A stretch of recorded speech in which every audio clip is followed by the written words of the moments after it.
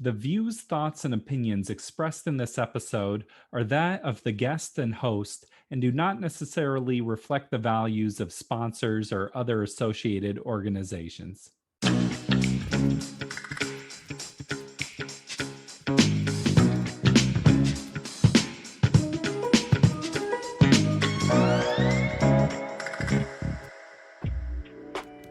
Welcome to the Parental Compass by Family Education and Support Services. I am your host, Bobby Williams.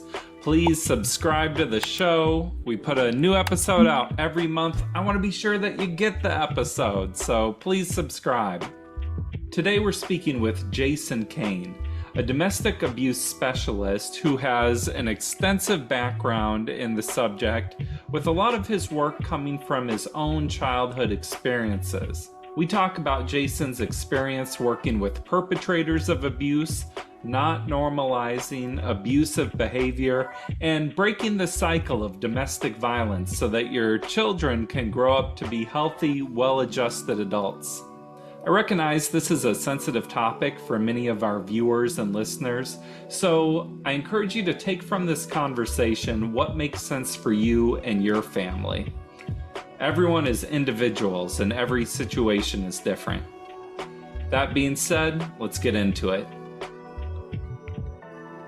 Remember, I was probably 4 or 5 years old, being in a domestic violence shelter and arriving there in the middle of the night. And I didn't have, and I think this is probably true of many children, not really having any idea how I came to be there or any of the circumstances around it. What I remember is we arrived at this house in the middle of the night, and a really nice lady made me chicken nuggets and tater tots. That was my experience of being in a domestic violence shelter. And I kind of think that's the way it should be. Not that anybody should ever have to be dislocated or anybody should ever have to flee for their own safety. But my hope would be that if children are being impacted, that there are people maybe like my mother who did a lot to protect and insulate me or other children from the very real impacts that witnessing and experiencing abuse and violence has on children in the home. And so I also understand and appreciate that that my experience in that is pretty unique. Many other parents aren't able to protect their children to the degree that my mother.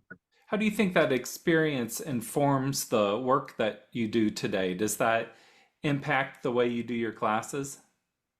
Absolutely, on a couple of different levels. So for one, um, there I recognize there's no difference between myself and the participant that I'm working with. I've been on all different sides of this issue. So if I'm in a room full of men accused or men or women accused of being perpetrators of abuse or violence, um, having had the experience of being a young man growing up in our society, I understand very well what a lot of those messages are that young men or children receive about how they're supposed to show up in relationships. We live in a society that rewards men in particular who posture well, and so being no exception, growing up, I learned that violence um, and aggression were avenues to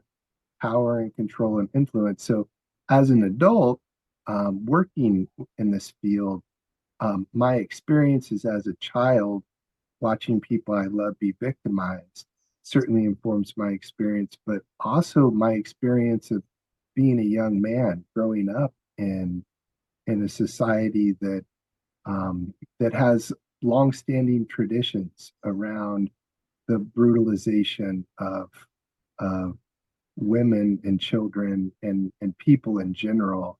Um, it has very much informed and colored my perspective and my desire to make a difference in this work. So you grew up in a family where there was domestic abuse, And you said that the influenced your worldview growing up. So, say there's a family, abuse is happening. How can you break that generational cycle? Like, what can families do to help shape a more positive worldview for their children? Well, I think one of the more important things is to not normalize abnormal behavior. I think that's a big hurdle for many people that I work with to overcome is this their experience growing up doesn't necessarily emulate the experiences of other people. For me, growing up in the community that I did, um, domestic violence was part of many people's lives, but it wasn't identified as domestic violence. Like I had a very good friend growing up. His dad was actually a police officer, and when my friend stepped out of line, his dad would grab him and throw him into a wall, and his dad referred to it as slam dunking him. We would call that abuse. Like that has a name. It's physical abuse, physical violence. But for him growing up, for me growing up, that had a very different connotation, and that behavior was seen as being appropriate or acceptable. So, how do you not normalize it then? You don't give it nicknames, or what do you do to get the point across? This is not normal. I think I'm a big fan of telling the truth and not using any of the ego defense mechanisms that humans utilize to make excuses or to blame or to justify, to rationalize. There's lots of different ways in which we as humans make things okay that aren't okay. And so it's making some decisions about what's acceptable and what's not acceptable, and then um, not calling what isn't is, and not calling what is isn't. It's telling the truth. And a lot of the behaviors that I saw growing up, a lot of the behaviors my friends saw growing up, it has a name. It's called domestic violence, it's called child abuse, or whatever behavior. So, we don't normalize it, then what? What else can be done to mitigate these impacts? I think having real conversations about what the impact of witnessing abuse and violence on children is, and then how do we make a repair? Like after I've engaged in violent behavior in my family, well, what next? And that's one of the issues that especially in the latter part of my career, I've been really invested in taking a look at. Um, the court and a lot of the different systems that I interact with are really good. Well, maybe not really good, are better at creating an intervention and putting an end to the violence and separating people and no contact orders, whatever. But there isn't really a clear process. How do we bring people back together? How do we repair families after there's been episodes of violence, after no contact orders, after the immediate safety um, issues and needs have been addressed? I imagine there's a lot of people that would give pushback on this idea that are like, well, it shouldn't be repaired. That parent just has to get out of their lives. Yeah, well, and I can remember it was actually a judge who asked me at one point in time. They said, well, which is better, a child having access to an abusive parent or a child not having access to the parent? And my response, which I stand behind to this day, is those are both really bad options. What's option C? What's option D? Because neither one of those are really good options. We know that there are consequences if we allow children to stay in homes where abuse and violence is being perpetrated. We also know that there's consequences to children being denied access to relationships, especially if that person does the really hard work necessary to improve their decision making and they're choosing to conduct themselves in non-abusive. So I'm sure you've worked with hundreds, if not thousands, of families. Do any stories come to mind of real successes and what worked for those families? Okay. What I would uh, define as a success might be a little bit different than maybe some other people. So I kind of try to be a realist, and realistically, I know that there are people that I've worked with over the years that um the there I wasn't disillusioned into believing that I could cure people. But what I can do is through education and accountability, I can make sure that people know what it is that they're doing. So I might not be able to prevent a person from um, ever engaging in verbal abuse again. I may not be able to do that, but what I can do is make sure and be able to attest to that this person knows what verbal abuse is. And I have a lot of confidence. Most people that I work with and most people that I've known or met in my life are oftentimes motivated to do the best that they can to the best of their ability. And most of us have a self concept such that we don't want to see ourselves as being abusive, that we want to see ourselves as being good people, we want to see ourselves as being good dads, whatever. Um, and then the problem is when our actions don't necessarily support that, we can either change our behavior or we can change what we think about it, and people will change what they think about it. But by consistently telling the truth and calling ourselves out and by being accountable, I think we can eliminate some of that cognitive dissonance. We can make sure that our beliefs about ourselves, that our actions support that. I am a good person for lots of reasons. One of the reasons why I'm a good person is I know that I'm not abusive to my family members. I don't engage in physical abuse or verbal abuse, psychological abuse, whatever. And so the education that people receive around um, naming these behaviors and naming these different states and conditions we find ourselves in can be really helpful. Do you have any specific families where a case was looking grim and got better? Yeah, and vice versa. So a case that I see as a success story. So I worked with a young man. He had long-standing prison gang affiliations. Very challenging person to work with. Very antisocial, and he was in treatment for a couple of years. Normally, people would graduate after a year, but I had a policy that if I had any concerns about a person's safety, they couldn't graduate. So a person would stay in treatment until I had done everything within my power to demonstrate that that person was reasonably safe. This individual had graduated from treatment, did a lot of really hard work, and then 2 years after they graduated, they were going through a separation from their girlfriend, and they I also had a policy at my agency where people could return for free, and that we could continue to work together and they wouldn't be charged for it. And this individual, probably the last person on earth that I thought would take me up on that offer for free counseling or a free intervention, that person showed up and said, "Hey, I need help. I'm in a situation. I feel out of control. I have these impulses to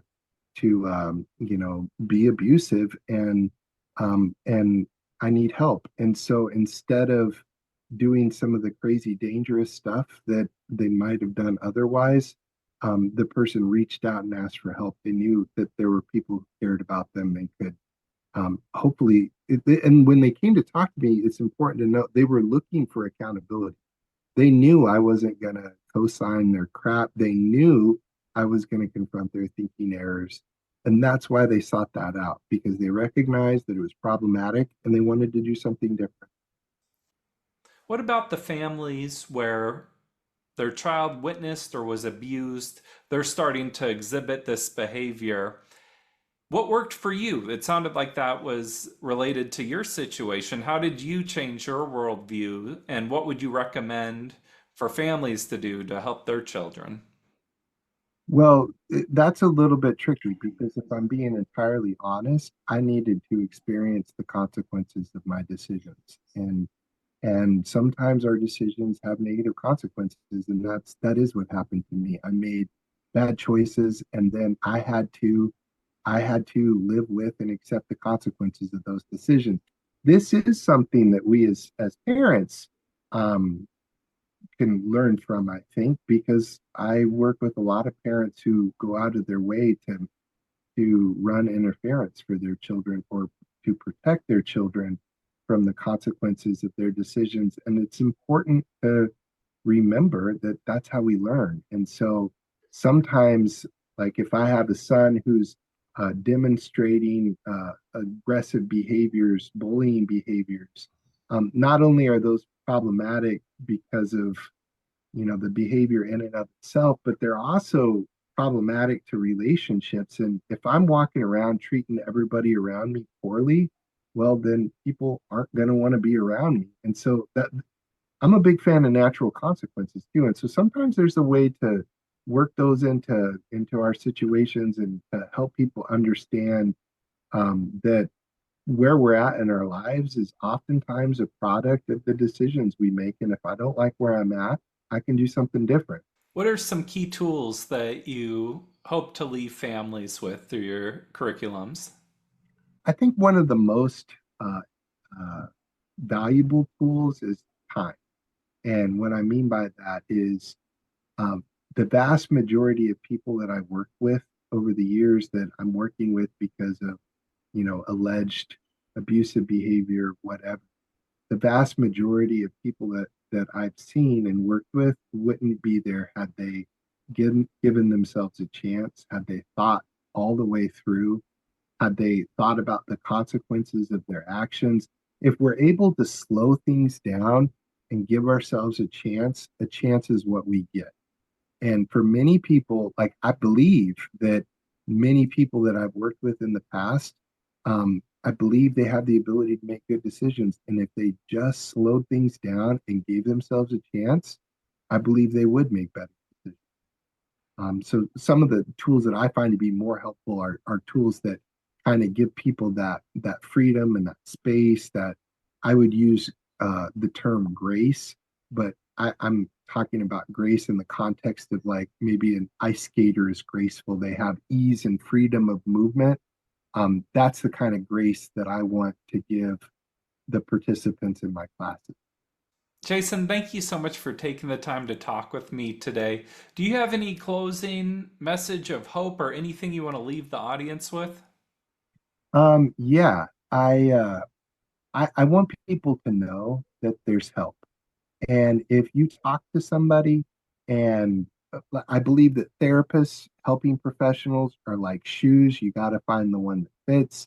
As a professional, I was always kind of, I was trying to be caring and loving and supportive, but I was also kind of confrontational because the people that I worked with responded well to being told the truth and to being confronted and called out on bad behavior and not having behavior enabled. But not everybody learns that way. Not everybody learns the best.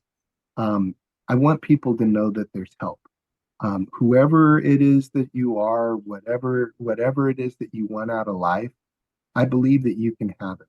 And we just have to be prepared to do the hard work. And I just hopefully I can inspire anybody who sees this to dream big, to believe in yourself, and you're the only person that's going to keep yourself tethered to this earth. That if you give yourself a chance, sky's the limit. So that would be my message. Love it. Thank you so much, Jason. Thank you, Jason Kane, for being part of the show today. Another big thank you goes out to you, our audience, for being here on this journey with us. I'm Bobby Williams. This is the Parental Compass by Family Education and Support Services. We'll see you next episode. Peace.